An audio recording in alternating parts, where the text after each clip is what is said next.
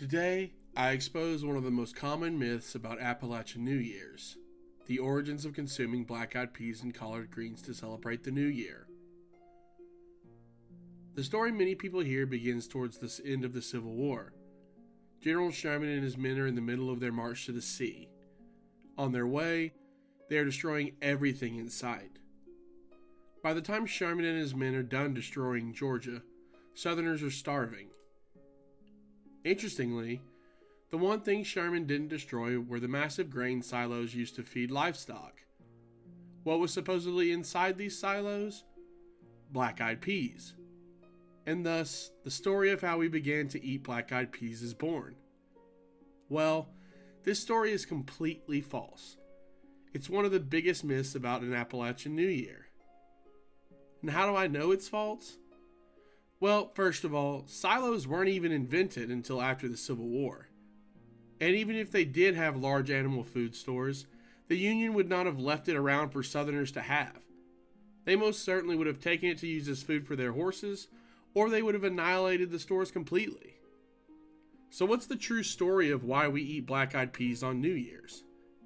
Well, it involves a cultural melting that includes both African slaves and a 2,500-year-old Jewish tradition. As we know, the first peas in the world were indigenous to West Africa. As African travelers visited the Middle East, they brought with them these black-eyed peas for the people to eat for the very first time. This occurred around 500 BCE.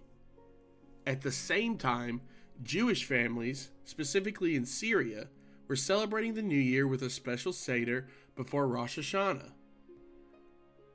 When we look for where this New Year's tradition began, we find evidence of it in the Babylonian Talmud. This religious text says, quote, "At the beginning of each year, each person should accustom himself to eat gourds, black-eyed peas, etc." So, we've established that eating black-eyed peas on New Year's can be traced back thousands of years to certain Jewish traditions. But how did a Syrian tradition wind up in Appalachia? Well, in a phrase, it crossed the ocean.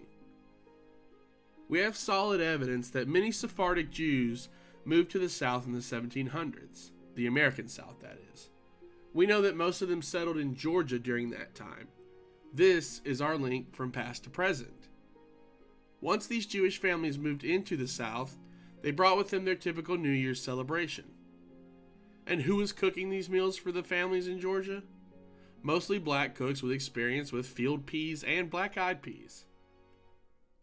As with most things in life, the origins of black-eyed peas on New Year's are complicated. See, while these Sephardic Jewish families did settle in Georgia, and they most surely shared their traditions while there, I believe that the tradition of eating black-eyed peas on New Year's comes from a combination of these Jewish families and traditional secular celebrations in the Caribbean. This unique crashing of cultures in early colonial America most certainly formed our New Year's tradition of consuming black-eyed peas.